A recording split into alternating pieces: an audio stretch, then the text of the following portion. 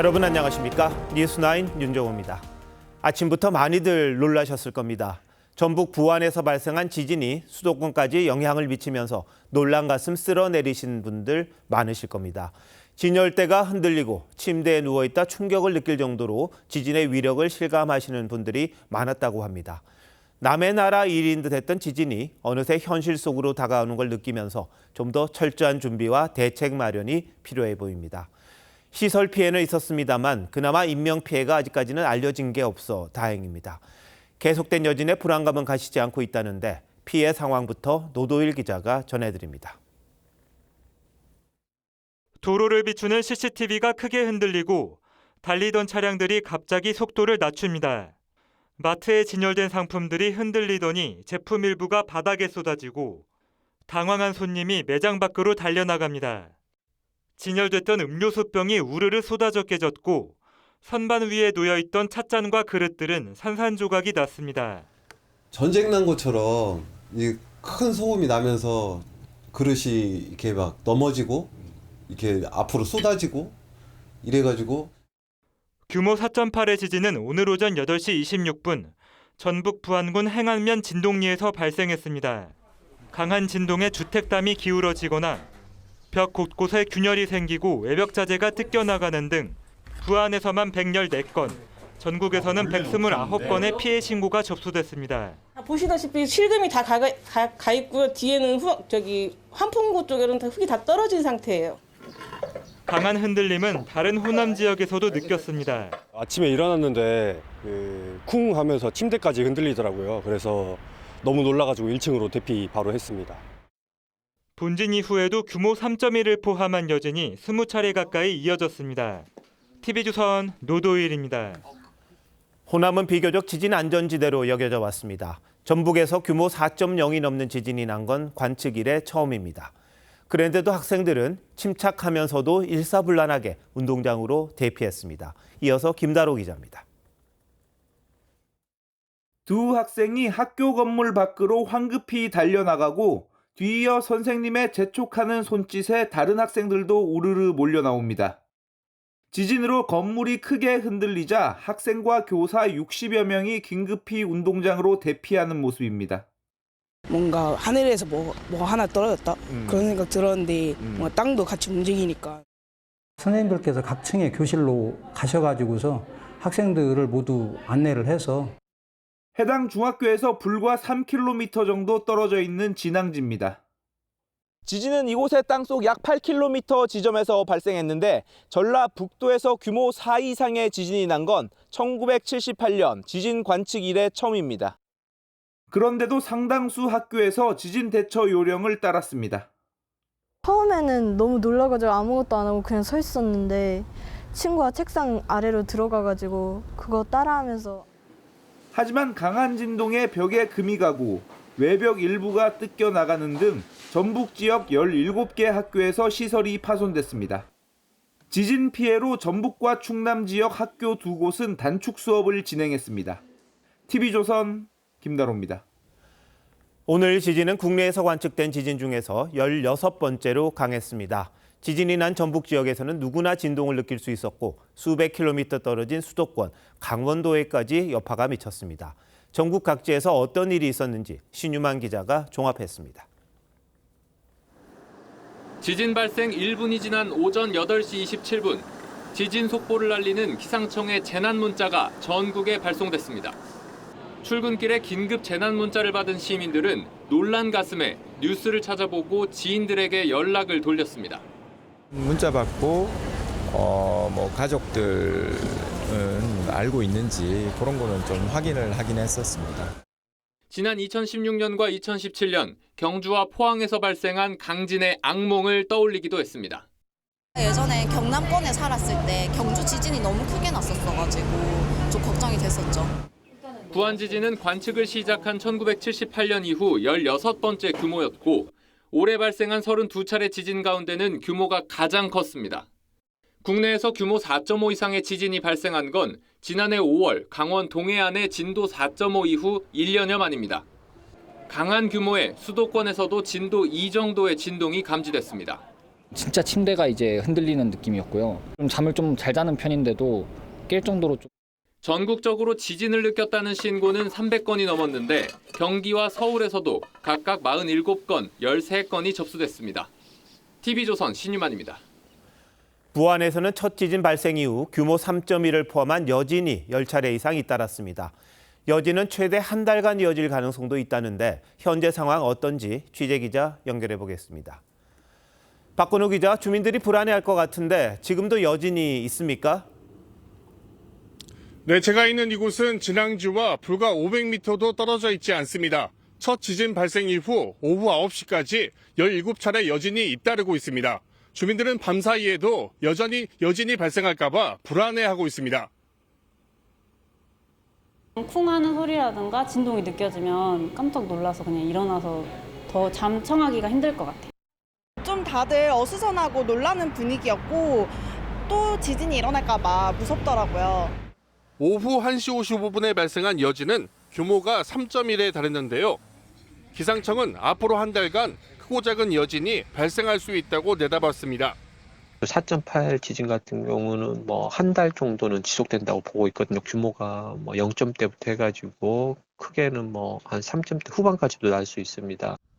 실제 경주와 포항 지진 당시엔 규모 2.0 이상의 여진이 한 달간 142차례와 70차례가 일어났습니다. 도시철도 운행과 원전 가동이 일시 중단되기도 했습니다. 중앙재난안전대책본부는 이번 부안 지진으로 인해 주요 기반 시설의 피해는 발생하지 않았다고 밝혔습니다. 전북 부안에서 TV조선 박건우입니다. 비교적 지진 안전지대로 여겨졌던 호남 지역에서 지진이 발생한 원인으로 활성 단층이 지목되고 있습니다. 활성 단층이 뭐고 더 큰 지진이 올 가능성이 있는 건지 따져보겠습니다. 김자민 기자, 어떤 단층을 활성 단층이라고 부르는 겁니까? 네, 단층은 땅이 찢어져서 두 개의 층이 서로 엇갈리는 경계를 말합니다. 사진은 지난해 튀르키예 대지진으로 올리브 농장이 반으로 쪼개진 모습입니다. 땅 속에 있던 단층이 끊어지면서 지표면에 드러난 건데요. 지진이 일어날 가능성이 높은 단층을 살아있는 단층, 활성 단층이라고 부릅니다. 그럼 이번에 지진을 일으킨 게 바로 활성 단층일 가능성이 크겠네요. 네, 전문가들은 호남 지역의 하멸 단층이 이번 지진에 영향을 줬을 것으로 지목합니다. 이 하멸 단층은 충남 부여에서 전북 부안 변산반도까지 분포하는 단층입니다. 아직 조사가 제대로 이뤄지지 않았지만 활성 단층일 가능성이 높은 것으로 전해집니다. 활성 단층이라면 앞으로 더 큰 지진이 올 수도 있다, 이렇게 봐야 하는 겁니까? 네, 일단 하멸 단층은 지하의 숨은 단층이고 현재로선 크기를 확인할 수 없기 때문에 단언하긴 어렵습니다. 단층의 크기에 따라서 이번 지진이 또 다른 큰 지진을 유발하는 원동력이 될 수는 있습니다. 전문가들은 한반도에서 일어날 수 있는 지진 규모를 최대 6.5에서 7.0까지 분석합니다. 이게 본진이라고 착각하면 안 돼요. 이런 지진이 나고 나면 한 5 이상의 지진도 한 2, 3일 안에 일어날 수 있다는 것을 항상 생각하고 있어야 돼요. 그래서 지금 부안 쪽에 시민들이라든지 지방자치단체는 좀 대비하고 있어야 될 것 같아요. 어느 지역에 활성 단층이 있는지부터 파악해야 할 텐데요. 우리나라에는 몇 개나 됩니까? 네, 아직은 알 수가 없습니다. 정부는 경주와 포항 지진을 계기로 2018년부터 단층 연구에 들어갔습니다. 이 같은 한반도 단층 지도를 만드는 중인데요. 이제 겨우 영남권을 대상으로 한 1단계 조사가 끝났고 활성 단층선 16개가 확인됐습니다. 한반도 전체 조사는 2036년이 돼야 끝납니다. 그렇다면 조사가 끝나기 전까지는 어디서 활성 단층이 돼 있고 언제 지진이 일어날지 잘 모르는 거네요. 그 전에 지진에 대한 대피 요령 이런 것들이 좀 필요할 것 같습니다. 김다현 기자, 잘 들었습니다.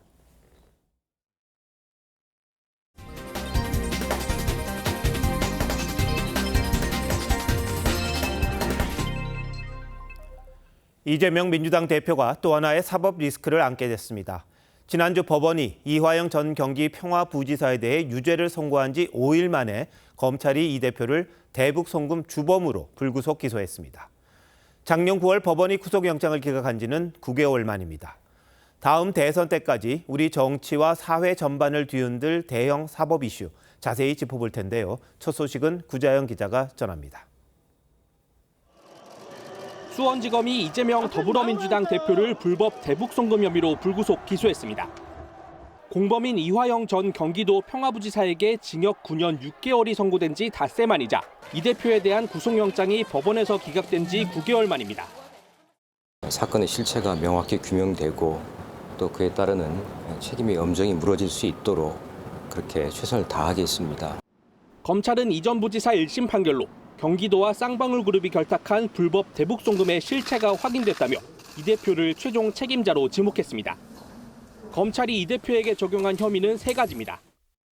부정한 청탁을 받고 다른 사람에게 뇌물을 주게 만든 제3자 뇌물수수, 북한에 거액을 건넨 외국환거래법 위반, 그리고 정부 승인 없이 북한과 교류한 남북교류협력법 위반 혐의입니다. 제3자 뇌물 액수는 총 800만 달러로 경기도가 추진한 북한 스마트팜 사업비 500만 달러와 이 대표 방북 성사를 위해 건넨 300만 달러를 모두 포함했습니다. 검찰은 또 이화영 전 부지사를 제3자 뇌물수수 공범으로 추가 기소하고 이 전 부지사 1심 법원 선고에 대해선 형량이 낮다며 항소했습니다. TV조선 구자영입니다. 검찰이 이재명 대표를 기소하는데 가장 세밀하게 따져본 건 이 대표가 대북 송금을 보고받았는지 여부였습니다. 검찰은 51쪽 분량의 공소장에 대북 송금을 알았을 뿐만 아니라 최종 의사결정권자였다는 점을 명확하게 적은 것으로 알려졌습니다. 대북 송금이 있던 날 김성태 전 쌍방울 회장이 자신의 송금 사실을 알고 있는지 확인하기 위해 이 대표와 통화한 내용도 담긴 것으로 전해졌습니다. 어떤 내용인지 황병준 기자가 설명합니다. 검찰이 법원에 제출한 이재명 대표 공소장은 총 51쪽 분량에 달합니다. 검찰은 공소장에 김성태 전 쌍방울 회장이 북한에 돈을 준 뒤 이를 알고 있는지 확인하기 위해 이 대표와 통화했다고 적은 걸로 알려졌습니다. 김 전 회장은 2019년 7월 필리핀에서 열린 대북 행사에서 방북비 70만 달러를 북측에 건넨 뒤 이 전 부지사를 통해 이 대표와 통화를 했다는 겁니다. 당시 김 전 회장에게 이 대표는 알겠다, 잘 부탁드린다고 말했다는 내용입니다. 자신의 방북이 수포로 돌아갈 것을 우려해서 북한에 돈을 줄 방법을 찾게 됐고 결국 쌍방울 회장 김성태에게 검찰은 경기도 내부 문건과 관련 공무원들의 진술로 이 대표가 대북 송금을 승인했다고 보고 있습니다. 또 800만 달러를 받은 북한 조선노동당 등이 대북 제재 대상이라는 것도 강조했습니다. 검찰은 지난주 이 전 부지사 재판부에 판결문을 참조했다고 밝힌 바 있습니다. 법원은 송명철 북한 아태위 부실장이 이재명 지사가 오면 최신 헬리콥터로 백두산에 가겠다. 문재인 전 대통령 때보다 더 크게 행사를 치르겠다고 말했다는 김성태 전 회장 진술을 사실로 판단했습니다. TV조선 황병준입니다. 이제 이재명 대표는 4개의 재판을 동시에 받아야 합니다. 서초동 서울중앙지법에서 열리는 3개의 재판과 불법 대북 송금 재판이 열리는 수원지방법원까지 주기적으로 가야 합니다. 일주일에 최대 나흘까지 출정하는 일도 있을 것으로 보입니다. 정준영 기자입니다. 지난 1월 넷째 주 이재명 대표는 월요일과 화요일, 금요일까지 일주일 중 3일을 재판에 출석했습니다. 이화영 전 부지사 대북 송금 혐의 인정되는데 여전히 대표님과 상의 없이 진행됐다는 입장이십니까? 오늘 검찰이 불법 대북 송금으로 이 대표를 추가 기소하면서 출석해야 할 재판은 4개로 늘었습니다. 매주 화요일과 금요일엔 대장동 개발 비리와 성남 FC 후원금 재판이 열립니다. 격주로 금요일엔 공직선거법상 허위사실 공표 의혹 재판이 열리고 검사 사칭 사건 위증교사 혐의 재판은 한 달에 한두 번 월요일에 진행됩니다. 4개 재판 일정이 몰릴 경우 한 주에 최대 4번까지 법원에 가야 합니다. 대북 송금 재판은 수원지방법원에서 열릴 예정이어서 이 대표가 길에서 보내야 하는 시간도 크게 늘어나게 됐습니다. 재판에 출석하지 말고 지역을 돌아야 한다는 그런 제안도 있었습니다. 1분 1초를 천금같이 쓰고 싶었습니다. 이 대표는 그간 서울 여의도국회에서 14km 거리의 서울 서초동 중앙지법에서 재판을 받았는데 수원지법은 국회에서 주행거리 기준으로 41km 떨어져 있습니다.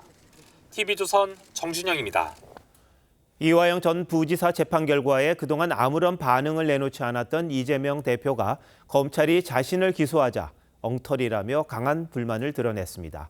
민주당은 검찰이 대통령의 정적 죽이기에 나섰다며 사실상 모든 당력을 동원해 대응하겠다고 합니다. 최원희 기자가 보도합니다. 민주당 이재명 대표가 대북 송금 사건으로 추가 기소된 데 대해 입을 열었습니다. 기소를 했다고 해요? 네. 예, 검찰의 이 창작 수준이 갈수록 떨어지고 있습니다. 이 사건이 얼마나 엉터리인지는 우리 국민들께서 조금만 살펴봐도 쉽게 알 수 있습니다. 이화영 전 부지사에게 실형을 선고한 1심 재판부가 이 대표와 김성태 전 회장의 통화가 있었다고 인정했다는 질문엔 코웃음을 치기도 했습니다. 그래요? 좀 가십시다.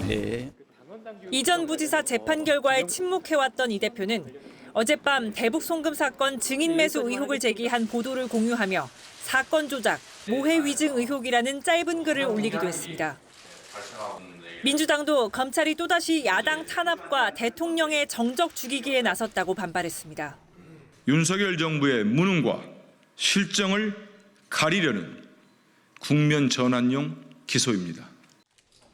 이미 발의한 대북 송금 특검법 추진에 속도를 내는 동시에 표적 수사 금지법 등 검찰과 법원을 견제할 수 있는 법안 7개도 추진합니다.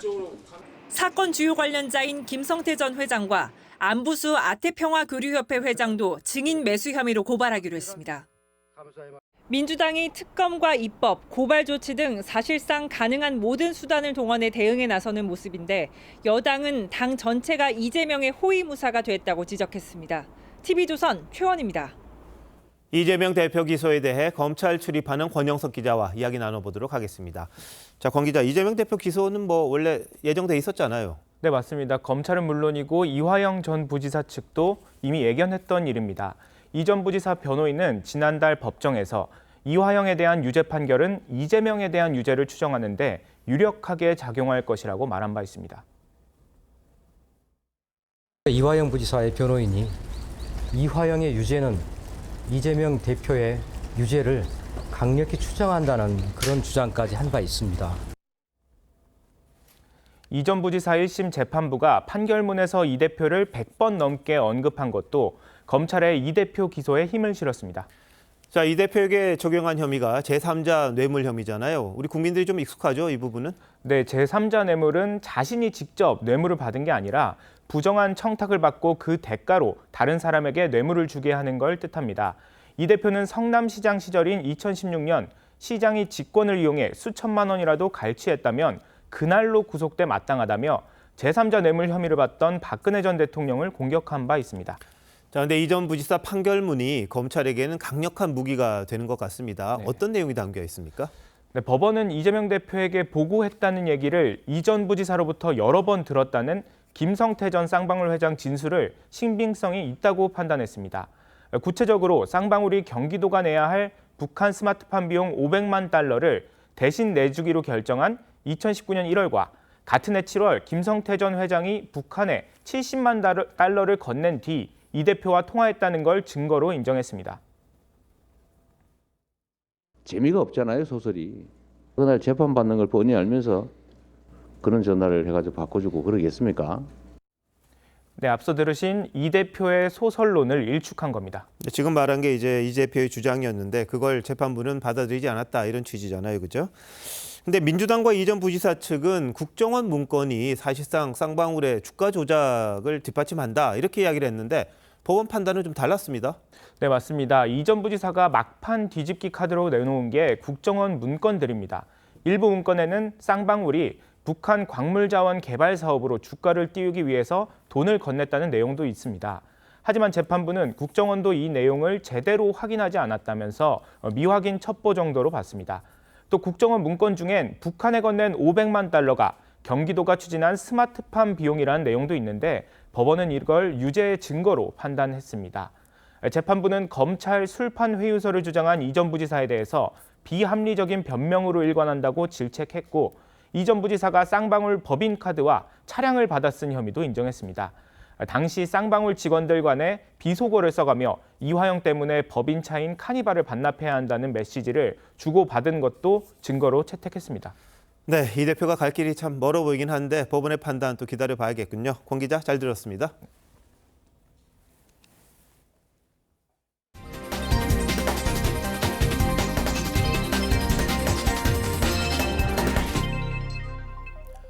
지난해 집중호우 때 실종자 수색에 나섰다가 안타까운 사고를 당한 해병대원의 어머니가 아들의 순직 일주기를 앞두고 간곡한 마음으로 편지를 썼습니다. 아들이 세상을 떠난 지 1년이 다 돼가는데 수사에 진전이 없다며 답답한 심정을 드러냈고 경찰 수사를 통해 빨리 진실을 밝혀달라고 했습니다. 어머니가 자신의 입장을 밝힌 건 이번이 처음입니다. 이태영 기자의 보도입니다. 순직 해병대원의 모친이 오늘 해병대를 통해 언론에 보낸 편지에는 세상을 떠난 아들에 대한 그리움과 수사 상황에 대한 답답한 심경이 담겼습니다. 모친은 먼저 함께 위로해준 국민 여러분과 아들에게 최대한 예우를 해준 국가와 대통령에 감사하다며 편지를 시작했습니다. 왕복 8시간 거리의 산부인과에 다니며 어렵게 얻은 아들이 하늘의 별이 된 이후 모든 것이 무너졌다고 했습니다.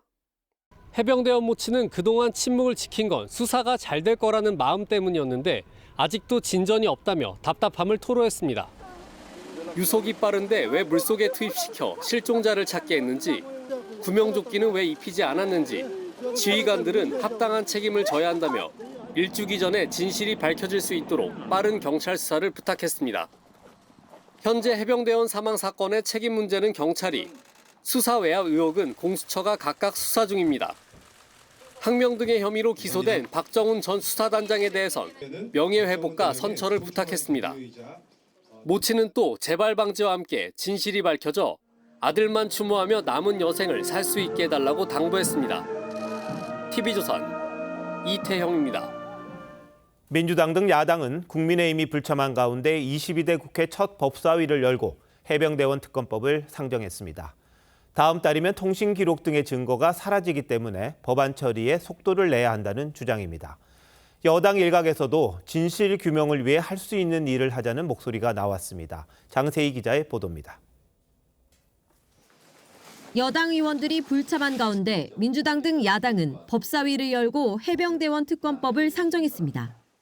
어제 법사위에 회부돼 20일간의 숙려 기간이 필요하지만 야당 의원들의 의결로 상정 안건을 통과시켰습니다.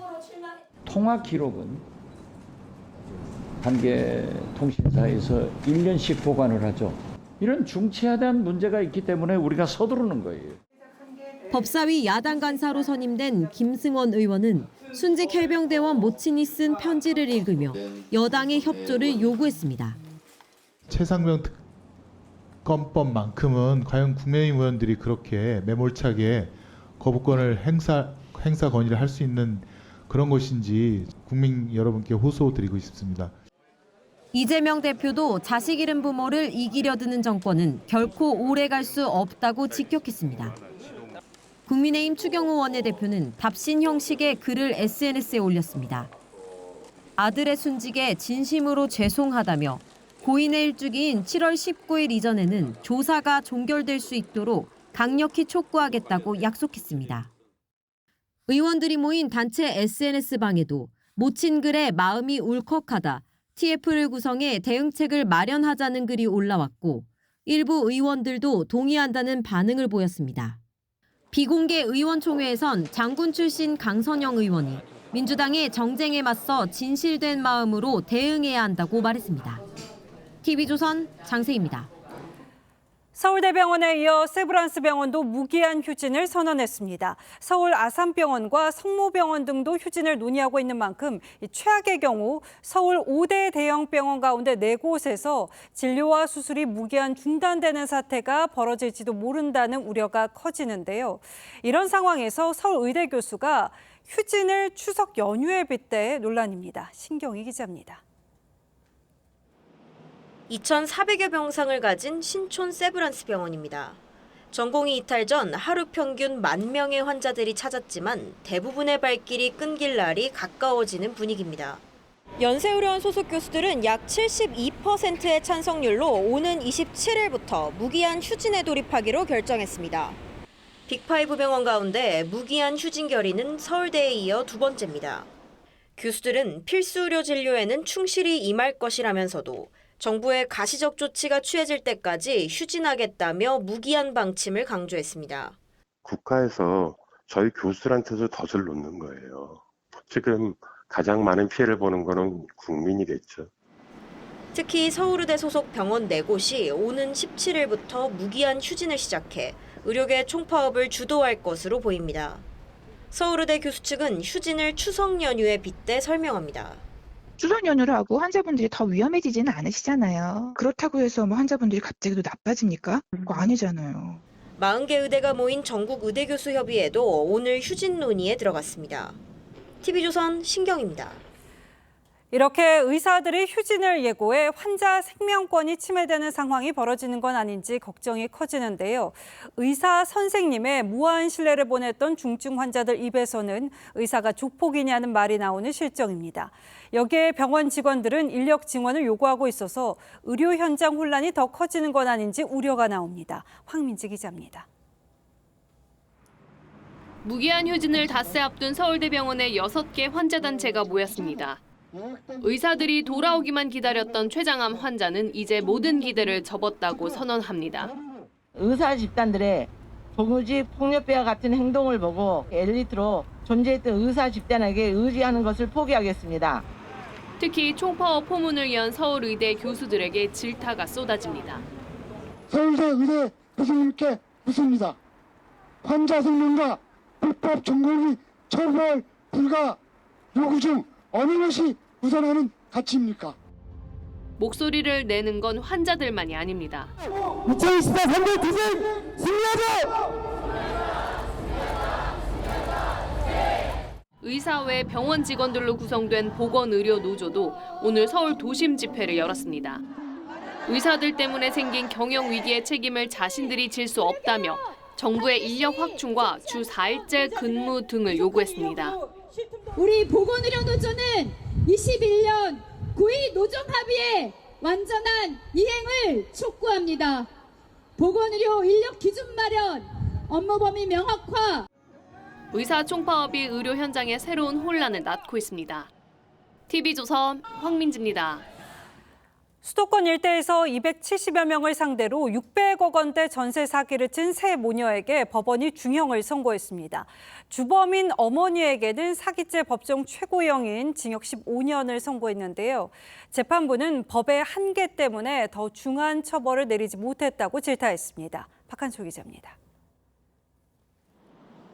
60대 김모 씨는 자신과 두 딸 명의로 2017년부터 서울 강서구와 관악구 등에서 신축 빌라 400여 채를 사들였습니다. 분양가보다 전세 보증금을 더 비싸게 받는 무자본 갭 투자 방식으로 사상 누각을 지은 겁니다. 신축이라 시장 가격을 모르는 사회 초년생들을 주로 타깃으로 했습니다. 세입자 270여 명은 보증금 612억 원을 날렸습니다. 두 가족에서 세 가족이 됐는데 그 8평짜리 집에서 어쩔 수 없이 살고 있는 상황이에요. 보증금이 대출로 저희는 남아있으니까. 법원은 주범 김 씨에게 징역 15년을 선고했습니다. 전세 사기는 사회 초년생 등 경제적 약자에게 막대한 손해를 끼치고 사회적 신뢰를 훼손하는 중대 범죄라며 사기죄 최고형이 징역 15년이라는 법의 한계 때문에 더 높은 형을 선고하지 못했다고 밝혔습니다.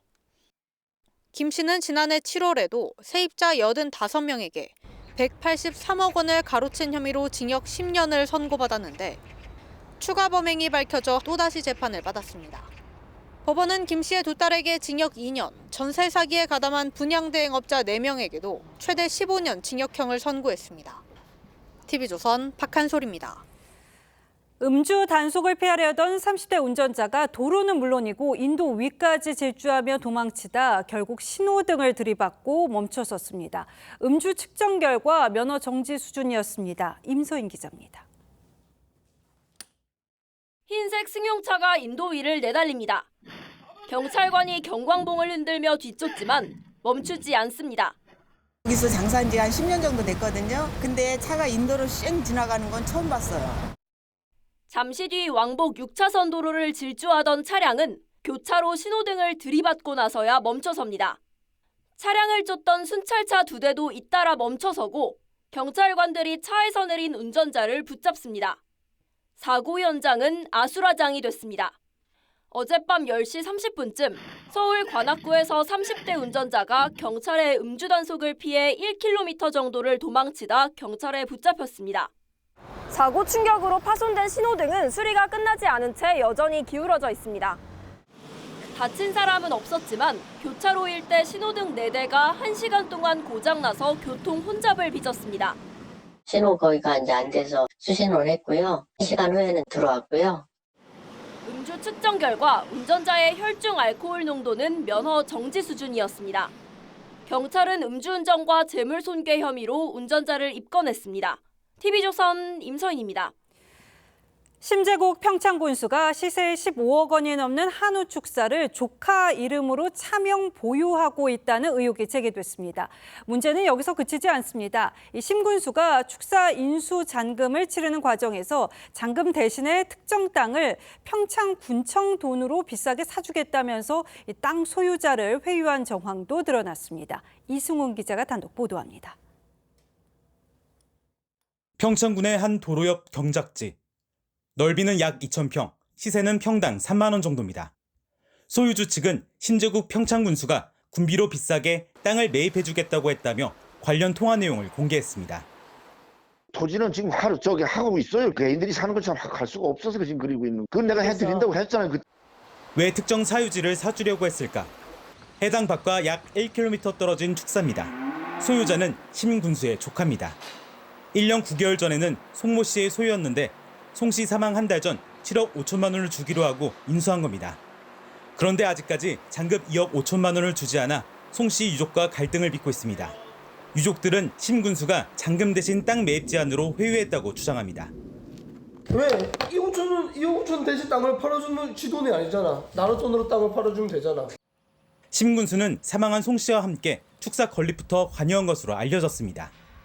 그 땅 사고 우사 짓고 이런 돈 우리 형님이 돈을 다 아버지한테 지불을 다 하고. 축사의 실소유주가 심 군수라는 의혹이 나옵니다. 그 땅 속이 켜주고 이런 사람들도 이게 다 심재국 건 아무 건지 몰라. 오로지 이게 숨긴 거야 심재국이.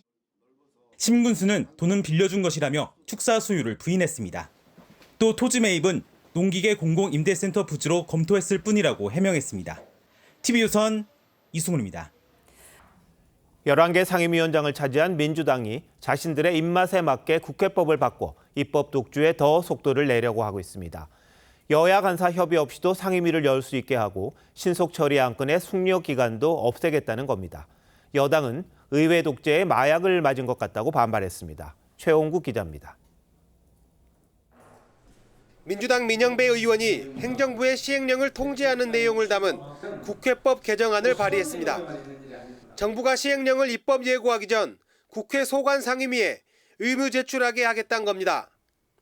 행정입법이 상위 법률의 취지를 왜곡하는 사례가 많다는 게 발의 이유지만 이미 입법권을 장악한 민주당이 행정부의 남은 권한인 시행령까지 통제하려는 의도란 해석이 나왔습니다. 민주당은 또 여야 간사의 합의 없이도 위원장이 상임위를 열 수 있게 하고 국회의장 임기를 당초 2년에서 후임자가 선출될 때까지로 변경하는 개정안도 추진합니다. 패스트트랙 기간과 법사위와 각 상임위의 법안 심사 기간을 대폭 단축하는 법안도 내놨습니다. 대통령의 거부권 행사로 폐기된 방송 3법과 양곡관리법 등 각종 쟁점 법안을 속전속결로 밀어붙이겠다는 전략으로 풀이됩니다. 패스트 트랙이 이름을 바꿔야 됩니다. 슬로우 트랙이에요. 베리 슬로우 트랙이거든요. 거의 1년 가까이 기간 동안. 국민의힘은 광란의 질주가 시작됐다고 비판했습니다. 입법 폭주의 면허증을 받은 양 브레이크 없는 폭주를 시작했습니다. 의회 독재, 독주의 마약을 맞은 것 같습니다. 국민의힘은 민주당 독주로 법안이 통과한다면 대통령 제2요구권을 요구할 계획이란 기존 입장을 거듭 강조했습니다. TV조선 최원국입니다. 국민의힘이 단일 지도 체제를 유지하고 대표 선출 시 지금의 당심 100%를 바꿔 여론조사를 일부 반영하기로 했습니다.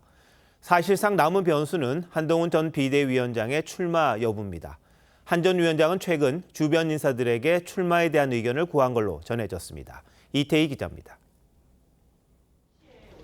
국민의힘 당원당규 개정 특위가 6차례의 회의 끝에 현행 단일 지도 체제를 유지하기로 했습니다. 집단 지도 체제와 이른바 2인 체제 변경안이 함께 검토됐지만 전대를 불과 한 달여 앞두고 지도체제를 바꾸기엔 논의 기간이 짧다고 판단했습니다. 민심 반영 비율은 20%와 30%로 압축해 내일 비대위에서 최종 결정할 예정입니다. 총선에서 우리 당이 패배했다는 그 점을 강조하기 위해서는 민심 반영 비율을 좀 높이는 게 좋지 않겠느냐. 대통령 후보로 나서려면 1년 6개월 전 대표직에서 사퇴하도록 한 당권-대권 분리 규정은 유지됩니다. 한동훈 전 위원장이 전대에 출마해 대표가 된 뒤 대선에도 도전한다면 내후년 6월 지방선거를 앞두고 당대표를 다시 뽑아야 하는 상황이 올 수 있습니다. 한동훈 전 위원장과 가까운 인사는 한 전 위원장이 여러 비판을 감수하고도 나가겠다는 생각이라고 했습니다. 한 전 위원장은 최근 주변 인사들에게 전당대회 출마에 대한 의견을 구한 것으로 전해졌습니다. 출마를 고민하고 계신다면 당연히 어떤 분들과 함께 하실지 그 부분도 당연히 고민하고 계시리라고 생각합니다. 한 전 위원장의 출마가 유력해지면서 다른 당권 주자들도 본격적인 견제에 나서는 모습입니다. TV조선 이태희입니다. 소리 없이 적에게 다가가 강력한 미사일로 적을 괴멸시킬 수 있는 잠수함은 존재만으로도 위협이 됩니다. 최근 북한이 오물풍선으로 긴장감을 높이는 상황에서 우리 해군이 그동안 베일에 쌓여있던 3,000톤급 잠수함 안무함의 훈련 장면을 언론에 처음 공개했습니다. 도발하면 어떤 일이 벌어지는지 북한에 경고하려는 의도로 보입니다. 차정승 기자가 안무함을 타봤습니다. 승조원이 잠수함의 출입구인 해치를 닫고 부력 탱크에 물을 채워 함을 무겁게 합니다. 물살을 가르던 3,000톤급 안무함이 모습을 감춥니다. 북한 잠수함의 북방 한계선 NLL 침투를 가정한 훈련 상황. 전투지휘실의 함정은 즉각 전투 배치를 지시합니다. 현 시각 미식별 수중 접촉물 접촉, 총원 전투 배치. 음파 탐지기로 적을 찾아 어뢰를 발사합니다. 1번 어뢰 카운트다운으로 발사.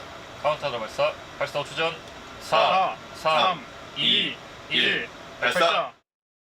이번엔 육지의 적을 겨냥해 사거리 수백 킬로미터의 잠수함 발사 탄도미사일 SLBM 발사 훈련을 합니다.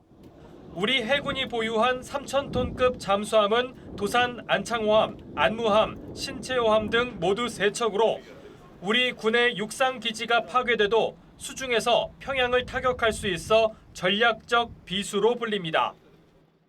안무함은 함내 저장된 수소와 산소를 결합해 발생한 에너지로도 이 추진이 가능합니다. 이 덕분에 물 위로 올라오는 주기는 기존 수일에서 최대 2주 이상 늘었습니다. 적이 도발하면 수중에서 즉각 강력히 끝까지 응징해 적을 경멸하겠습니다. 안무함에는 해군 잠수함 최초로 여군 승조원 4명도 배치돼 근무하고 있습니다. TV조선 차정승입니다. 지난해 갈비뼈가 드러날 정도로 앙상하게 말라 안타까움을 줬던 이른바 갈비사자 기억하실 겁니다.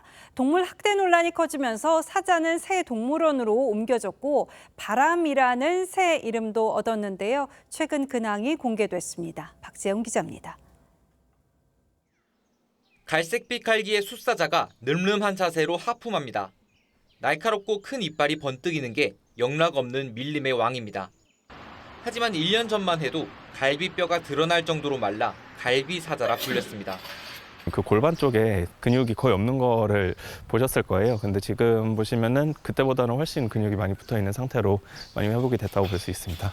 세간에 충격을 줬던 갈비사자가 경남 김해에서 이곳 청주동물원으로 이사 온 건 지난해 7월.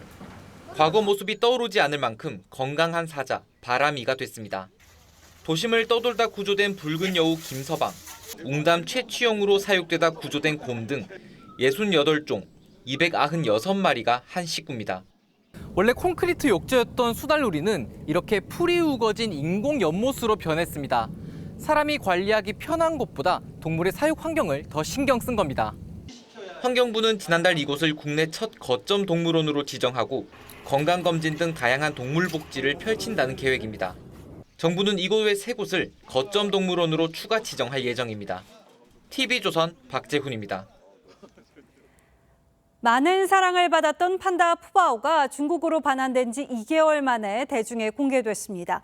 간식을 먹으며 편안한 모습을 보였는데요. 이 반환 이후 불거진 학대 논란이 잦아들 수 있을지 직접 판단해 보시죠. 서유일 기자가 보도합니다. 방 사장 이곳저곳을 돌아다니면서 탐색을 하는 듯합니다. 곧 자리를 잡더니 대나무 케이크를 한 입 베어뭅니다. 지난 4월 중국으로 건너간 판다 푸바오가 2개월여 만에 대중 앞에 섰습니다. 나무와 연못으로 꾸며진 새 보금자리를 어색해하는 것도 잠시, 활기차게 돌아다니는 모습이 재롱잔치를 보는 것 같습니다. 중국 온라인 포털에서도 실시간 검색어 1위를 차지할 정도로 관심을 끌었습니다. 중국 현지 언론들은 SNS를 활용해 푸바오의 첫 외출을 생중계했습니다. 天呐，我们的心上熊正踏着愉快的步伐迈出来，第一次感受它的新家。憨态可掬，左看看右看看。 하지만 푸바오의 건강을 걱정하는 시선은 여전합니다. 앞서 푸바오는 중국으로 건너간 뒤 털빠짐과 변색 등을 보여 학대 의혹이 일었습니다. 중국 당국은 의혹을 부인하고 영상을 연이어 올리는 등 진화에 나섰는데 공개를 하루 앞두고 판다보호 연구센터는 직접 회견을 열어 건강에 이상이 없다고 설명하기도 했습니다.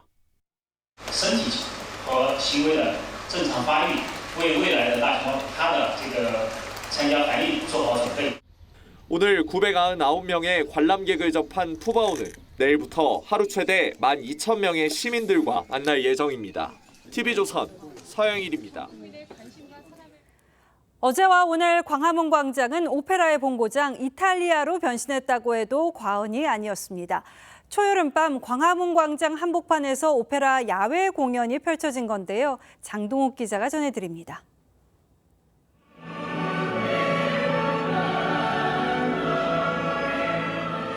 무대를 가득 채운 출연진들의 합창에 광화문 광장이 한순간 이탈리아 시칠리아로 변모합니다.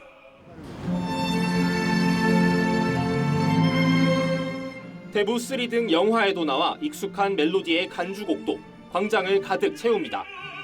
서울시 오페라단이 야외 공연으로 선보인 이탈리아 작곡가 마스카니의 오페라 카발레리아 루스티카나입니다. 광화문 광장 한복판에 가설 무대를 설치했고 화려한 LED 백라이트로 무대를 꾸몄습니다. 좌석 2,000석은 3분 만에 동이 났고 열린 광장을 지나던 시민들도 아름다운 아리아에 사로잡혀 공연을 지켜봅니다. 일상복 입고는 이렇게 좀 캐주얼하게 즐길 수 있어가지고 편하게 즐길 수 있는 그런 시간이 된 것 같습니다. 공개 모집으로 뽑힌 시민예술단 100여 명도 뜻깊은 무대에 힘을 보탰습니다.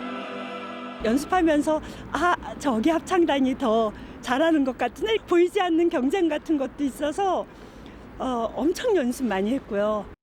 전문 합창가들이 아닌 그런 사람들로 만들어진 합창단과 함께 한다는 건 사실 쉽지 않은 일인데요. 그들의 열정과 행복이 너무나도 느껴져서 오페라의 높은 벽을 한 단계 낮춘 열린 무대가 초여름밤 특별한 추억을 선사했습니다.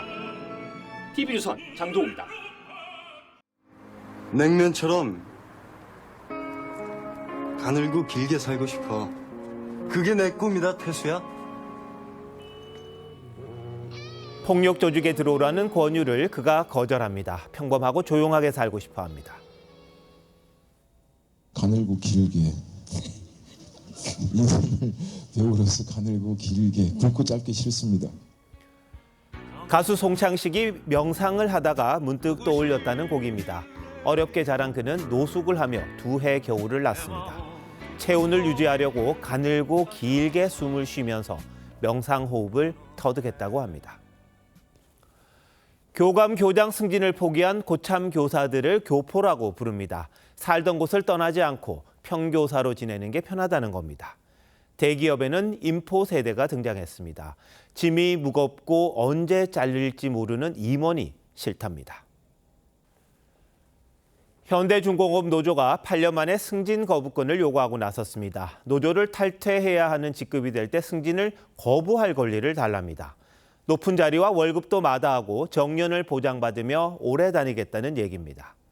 현대중공업과 현대차 노조가 처음 승진 거부권을 내밀었을 때는 세간의 시선 곱지 않았습니다. 만년 대리로 지내겠다니 한심하다고들 했죠. 사측은 인사권 침해라고 했습니다. 저성장을 돌파하려면 업무 능력과 생산성을 극대화해야 하는데 뭔 배부른 소리냐며 거부권을 거부했습니다. 현대차가 파업 수순을 밟자 정치권에서도 날선 반응이 나왔습니다. 그런데 이제는 뜬금없지만은 않은 듯합니다. 워라밸을 중시하는 MZ세대와 100세 시대 실직 공포에 떠는 중장년에겐 남의 얘기가 아닙니다. 대기업 노조들이 정년 연장을 꺼내든 것도 그렇습니다. 비슷한 세태가 미국 직장에 부는 조용한 사직 바람입니다. You're not outright quitting your job, but you're quitting the idea of going above and beyond.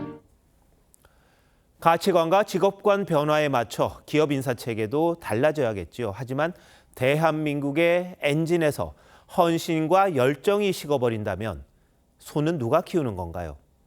우리 사회가 근로 의욕을 북돋우지 못하면 가늘고 긴 면발이 퉁퉁 불어버릴지도 모릅니다. 뭉친 쫄면을 젓가락으로 풀어 헤치며 탄식하듯 실수였다. 가늘고 길게 살려던 것이. 6월 12일 앵커 칼럼 오늘 가늘고 길게였습니다.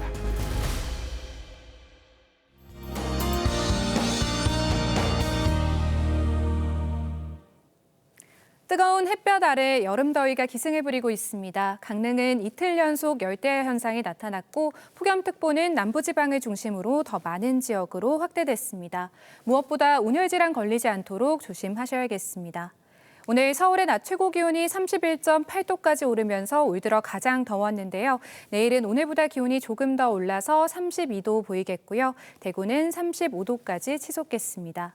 내일 오전까지 서해안에 짙은 안개가 끼는 곳이 있겠습니다. 한낮에는 전국의 자외선 지수가 매우 높은 수준까지 오르겠습니다. 내일도 강릉의 아침 최저 기온 25도로 열대야 가능성이 있겠습니다. 서울은 20도 보이며 오늘과 비슷하겠습니다. 낮 최고 기온은 광주가 34도, 창원이 33도까지 오르겠습니다. 모레 밤부터 제주도에 비가 내리겠고요. 주말인 토요일에는 수도권과 강원으로 비가 충청 이남 곳곳으로 소나기가 지나겠습니다. 날씨였습니다. 6월 12일 수요일 뉴스9 마칩니다. 시청해주신 여러분 고맙습니다.